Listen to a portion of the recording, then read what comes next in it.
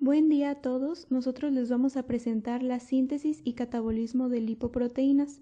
El equipo está conformado por Romero Guzmán Leslie Vianey, Ábalos Ávila Ernesto y León Serafín Mauricio. Como sabemos, los lípidos son insolubles en agua y entonces para que se puedan transportar hacia los tejidos van a tener que asociarse con unas lipoproteínas que sean miscibles en el agua. La función principal de las lipoproteínas va a ser transportar a los lípidos desde el intestino y desde el hígado hacia los tejidos. Desde el intestino se van a transportar en forma de kilomicrones y desde el hígado se van a transportar en forma de lipoproteínas de baja densidad, que se abrevia como VLDL, y se van a transportar hacia los tejidos para su oxidación o hacia el tejido adiposo para su almacenamiento. Y entonces los lípidos se van a movilizar desde el tejido adiposo como ácidos grasos libres y van a estar unidos a la albúmina.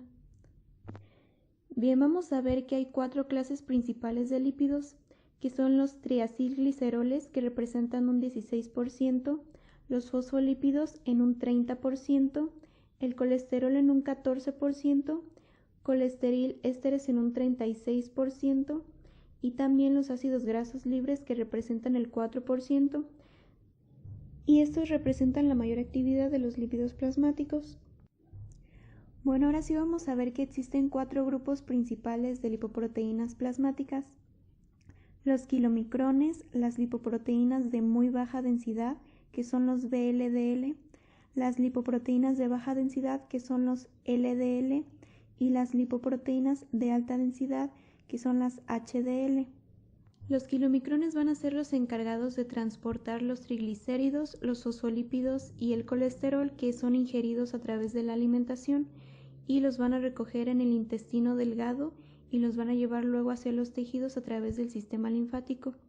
Las lipoproteínas de muy baja densidad van a ser sintetizados en el hígado y estos se van a encargar de transportar los triglicéridos principalmente hacia los tejidos extrahepáticos, y estas van a tener una densidad muy baja, aunque va a ser una densidad superior a la de los kilomicrones. Luego tenemos las lipoproteínas de baja densidad, que estas se van a encargar de transportar la mayor parte del colesterol en la sangre. Y por último tenemos a las lipoproteínas de alta densidad, que estas se van a encargar de transportar el colesterol desde los tejidos hacia el hígado.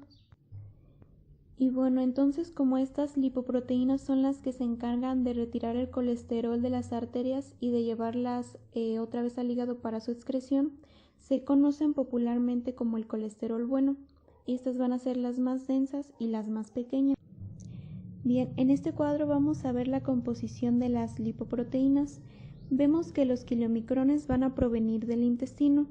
Su diámetro es de 90 a 1000 nanómetros y tienen una densidad de menos de 0.95 gramos por mililitro. Sus principales componentes lipídicos va a ser el triacilglicerol, como vamos a ver más adelante, y van a tener un porcentaje de proteínas del 1 al 2%. Las lipoproteínas de muy baja densidad van a provenir del hígado, tienen un diámetro de 30 a 90 nanómetros, o sea, son más pequeños que los kilomicrones, van a tener una densidad de 0.95 a 1.006 gramos sobre mililitro. Sus principales componentes lipídicos también va a ser el triacilglicerol, y aquí va a haber más proteínas en un porcentaje del 7 al 10%. Las lipoproteínas de baja densidad van a provenir de las VLDL, que son las lipoproteínas de muy baja densidad. Estas van a tener una densidad de 1.019 a 1.063 gramos sobre mililitro. Aquí el principal componente lipídico va a ser el colesterol y van a tener un porcentaje de proteínas de 21%. Y por último, las HDL, que son las lipoproteínas de alta densidad, van a provenir del hígado, del intestino, de las lipoproteínas de muy baja densidad y de los kilomicrones. Y aquí sus principales componentes lipídicos va a ser los fosfolípidos y el colesterol, es decir, van a transportar principalmente estos componentes. Bueno, ahora vamos a ver la estructura de las lipoproteínas.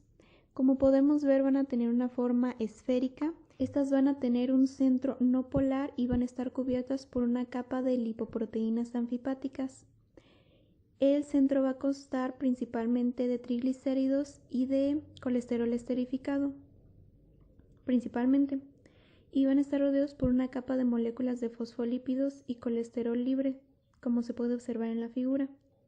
También vemos las apoproteínas, que son la porción proteica de una lipoproteína, y estas van a estar en un 70% en las HDL y solamente el 1% en los kilomicrones, como ya pudimos ver en el cuadro anterior. Bueno, las apolipoproteínas van a tener varias funciones y una de las más importantes va a ser estabilizar las moléculas de los lípidos, como los triglicéridos o el colesterol, y se van a encargar de estabilizarlos dentro de un entorno acuoso como es la sangre. Otras de sus funciones también va a ser que van a ser cofactores de enzimas y también van a actuar como ligandos. Bueno, ahora vamos a ver los ácidos grasos libres, que estos se van a producir por la desintegración de los triglicéridos en el tejido adiposo. Estos se van a encontrar combinados con la albúmina y sus concentraciones van a variar entre 0.1 y 2.0 miliequivalentes por mililitro. Las cifras van a ser bajas cuando la persona ya esté alimentada y van a aumentar hasta 0.8 cuando esté en un estado de inanición. Y también en la diabetes mellitus, por ejemplo, pueden aumentar hasta 2000 equivalentes por mililitro. Los ácidos grasos libres se van a eliminar con mucha rapidez de la sangre y estos se van a oxidar o se van a esterificar para formar triacilglicerol en los tejidos. Como ya había mencionado, la albúmina se va a combinar con estos ácidos grasos libres para que se puedan transportar. Una vez que se disocia este complejo albúmina-ácido graso, los ácidos grasos se van a unir a una proteína que se llama proteína de transporte de ácido graso de membrana, que va a actuar como un cotransportador de membrana junto con el sodio. Y en el momento en que entra hacia el citoplasma, los ácidos grasos libres se van a unir por una proteína de unión de ácido graso intracelular. Y pues se cree que la función de estas transportadores es igual que la de la albúmina en el transporte extracelular. Los triacilgliceroles presentes en el alimento finalmente se absorben como monoacilgliceroles, ácidos grasos libres y glicerol libre. Las células de la pared intestinal resintetizan los triglicéridos y junto con los fosfolípidos, el colesterol y la apoproteína B48 los ensamblan para formar kilomicrones. Estos se segregan a la linfa y alcanzan el plasma a través del conducto torácico. Los kilomicrones contienen, además de la ApoB48, ApoA, C y E. Cuando los kilomicrones alcanzan los tejidos periféricos, sus triacilgliceroles son hidrolizados por la lipoproteína lipasa y los ácidos grasos entran en las células. Lo que queda de los kilomicrones son partículas más pequeñas denominadas remanentes de kilomicrones. Estos en su superficie aún contienen la ApoE, que actúa como mediador en la unión de los remanentes con el receptor de la ApoB y con la LRP presente en el hígado. El hígado en el transporte de lípidos. El hígado va a tener funciones importantes relacionadas al transporte de lípidos, como son la producción de bilis, oxida ácidos grasos, cetogénesis y síntesis y metabolismo de proteínas plasmáticas. A continuación vamos a ver la relación que existe entre la secreción de VLDL hepática y con el estado hormonal y la dieta. Como vemos, la síntesis hepática de triacilglicerol va a proporcionar el estímulo inmediato para la formación y secreción de VLDL. Los ácidos grasos usados se derivan principalmente de dos fuentes. La primera es de la síntesis en el hígado de acetilcoenzima A, que deriva principalmente de los carbohidratos, y la segunda, que es la captación de ácidos grasos libres desde la circulación. La primera fuente va a predominar en el estado bien alimentado cuando la síntesis de ácidos grasos es alta y la concentración de ácidos grasos libres circulantes es baja. Los ácidos grasos libres que provienen de la circulación son la principal fuente en el transcurso de inanición, durante el consumo de dietas con alto contenido de grasa o en la diabetes mellitus, así como cuando la lipogénesis hepática está inhibida.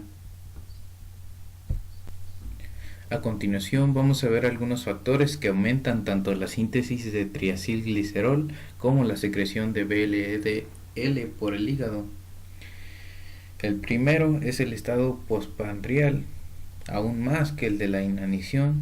El segundo, el consumo de dietas con alto contenido de carbohidratos, lo que lleva a índices altos de lipogénesis y esterificación de los ácidos grasos, cifras altas de ácidos grasos circulantes, ingestión de etanol y por último la presencia de concentraciones altas de insulina y bajas de glucagón, lo que incrementa la síntesis y la esterificación de ácidos grasos e inhibe su oxidación.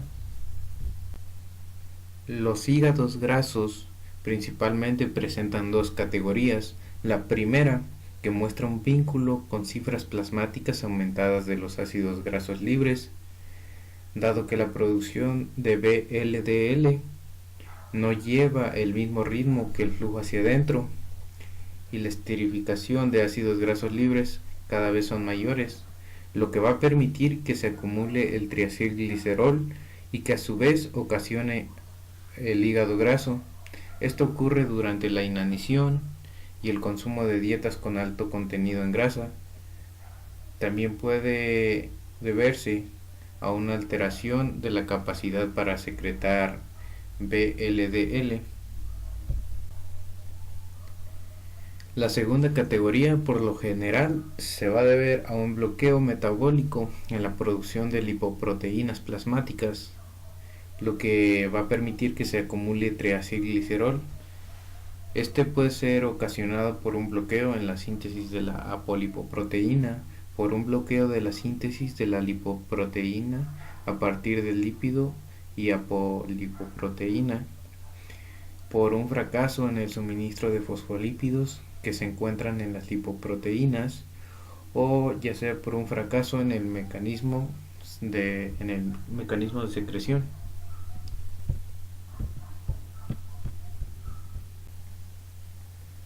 Como se podría deducir, el tejido adiposo es la principal reserva de triacilglicerol en el cuerpo. Este se almacena en gotitas de lípidos grandes y están pasando de modo continuo por lipólisis y reesterificación. Estas dos vías son completamente diferentes y comprenden distintos reactivos y enzimas. Esto va a permitir que muchos factores nutricionales, metabólicos y hormonales regulen por separado estos procesos. Su equilibrio va a determinar la magnitud del fondo común de ácidos grasos libres en tejido adiposo, que a su vez va a determinar las cifras de ácidos grasos libres circulantes en plasma. El suministro de glicerol 3-fosfato va a regular la esterificación. El triglicérido, que se sintetiza a partir de acetilcoenzima A y glicerol 3-fosfato, va a pasar por hidrólisis por medio de una lipasa sensible a hormona para formar ácidos grasos libres y glicerol. Puesto que el glicerol no puede utilizarse, va a entrar a la sangre y va a ser captado y transportado hacia los tejidos como el hígado y los riñones, que poseen una glicerol sinasa activa.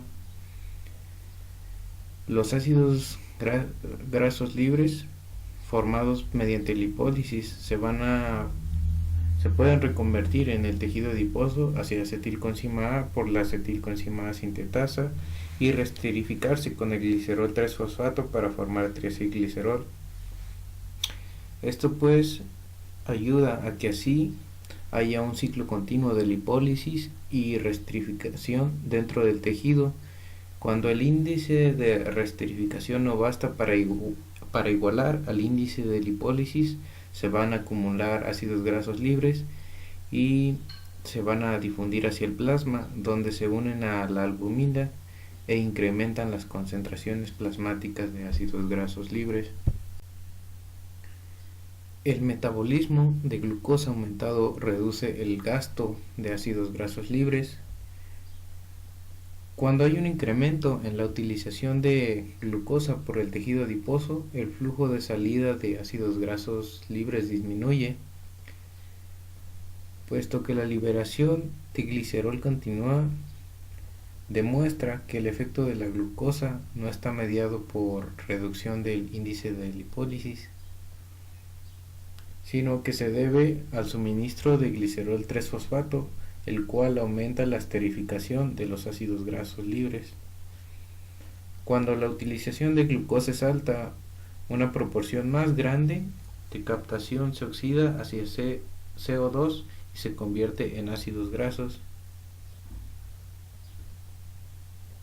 A medida que la utilización total de glucosa disminuye, la mayor proporción de glucosa se digiere hacia la formación de glicerol 3-fosfato para la esterificación de acetilcoenzima A, lo que va a ayudar a minimizar el flujo de salida de ácidos grasos libres.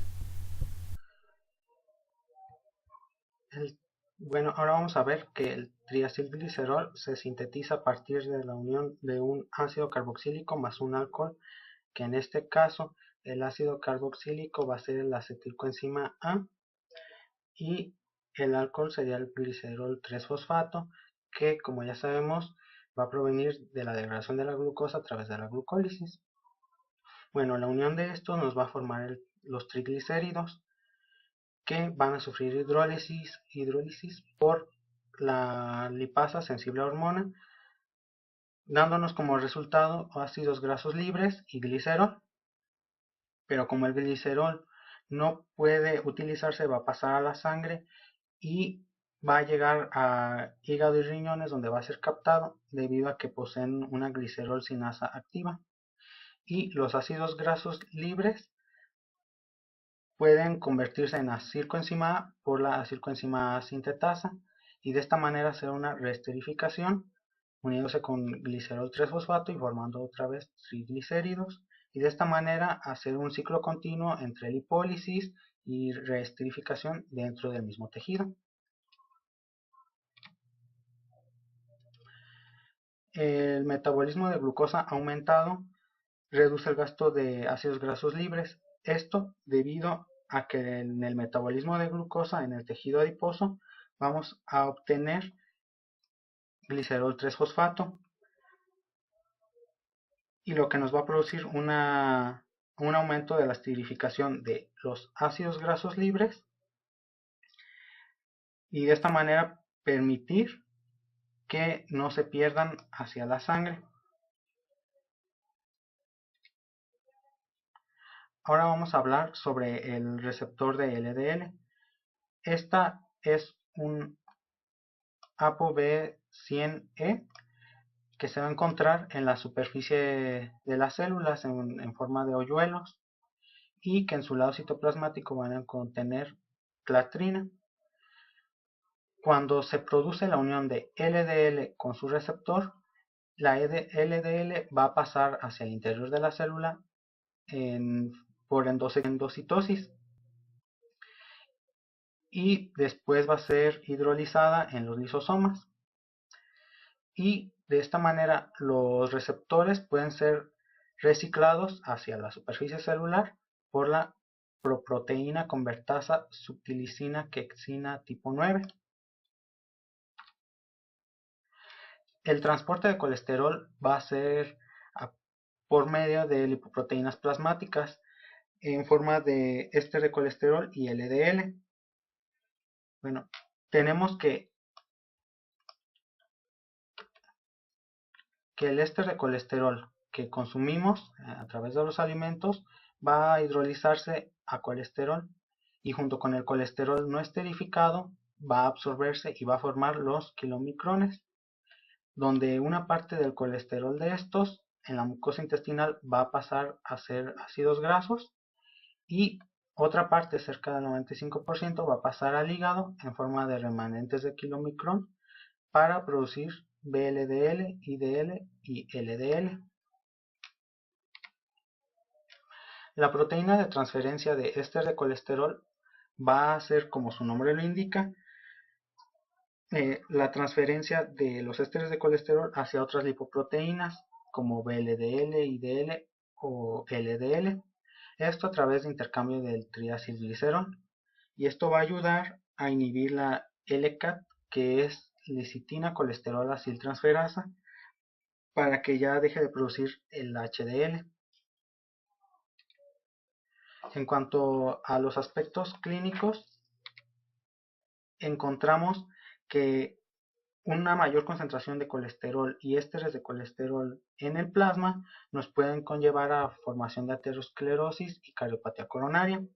Esto debido a que desde las proteínas plasmáticas pasan hacia la pared arterial el colesterol y se depositan ahí, formando una obstrucción, sobre todo en la arteria coronaria, y esto trayéndonos después una cardiopatía isquémica. Dentro de algunas enfermedades en las cuales hay un incremento de ácidos grasos libres, encontramos a la diabetes mellitus, a la nefrosis lípida y al hipotiroidismo.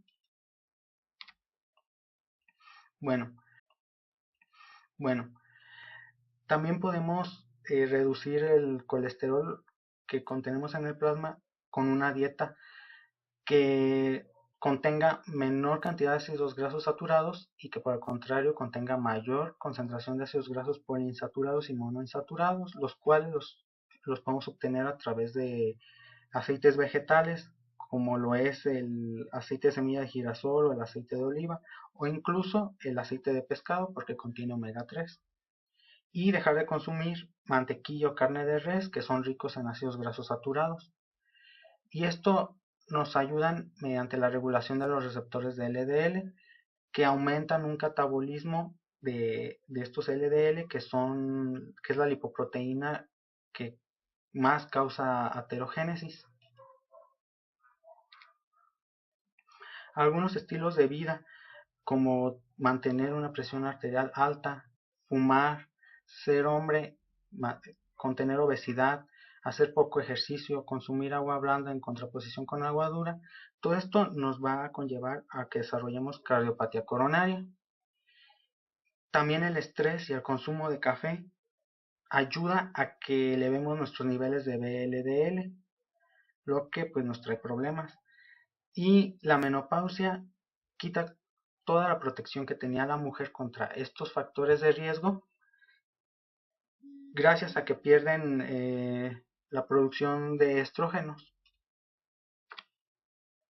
Bueno, y también encontramos diversos medicamentos hipolipidémicos que se utilizan ya cuando la dieta baja en colesterol no nos funcionó. De esta manera tenemos las estatinas, la ezetimiba y el clofibrato, el gemfibrosil y el ácido nicotínico, que pues van a tener como acción disminuir el colesterol y con esto el riesgo de enfermedades del corazón. Bueno, ahora vamos a hablar sobre las dislipoproteinemias, que pues son los trastornos de la concentración de lipoproteínas plasmáticas, teniendo que si contenemos pocas lipoproteínas en el plasma, se le va a llamar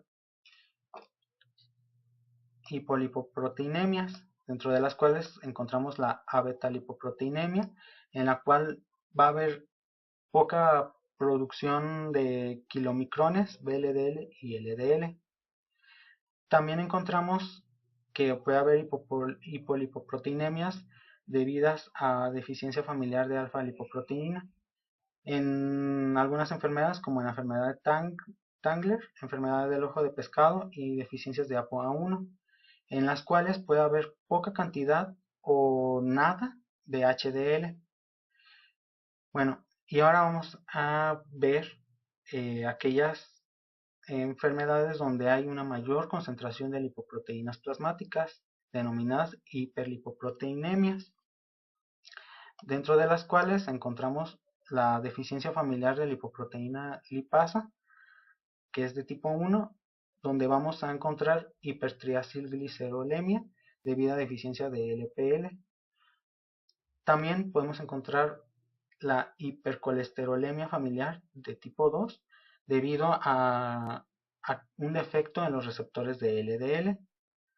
También la hiperlipoproteinemia familiar de tipo 3, en la cual va a haber un incremento de los remanentes de kilomicrón y de VLDL. Y así pues nos van a producir hipercolesterolemia, xantomas y aterosclerosis. También dentro de las hiperlipoproteinemias vamos a encontrar la hipertriacilglicerolemia familiar o tipo 4, en la cual va a haber una producción excesiva de VLDL. También vamos a encontrar la hiperalfa-lipoproteinemia familiar, en la cual va a haber mayor cantidad de HDL. Otra hiperlipoproteinemia es la deficiencia de lipasa hepática, que nos va a llevar a una acumulación de remanentes de HDL y VLDL. También la deficiencia familiar de la enzima LCAT o lecitina colesterol aciltransferasa, que va a hacer que el HDL sea incapaz para captar el colesterol y así poder esterificarlo. Y también el exceso familiar de lipoproteína, en la cual nos conlleva cardiopatía coronaria prematura debido a aterosclerosis, también con trombosis debido a inhibición de la fibrinólisis. Y bueno, pues esto sería todo. Muchas gracias.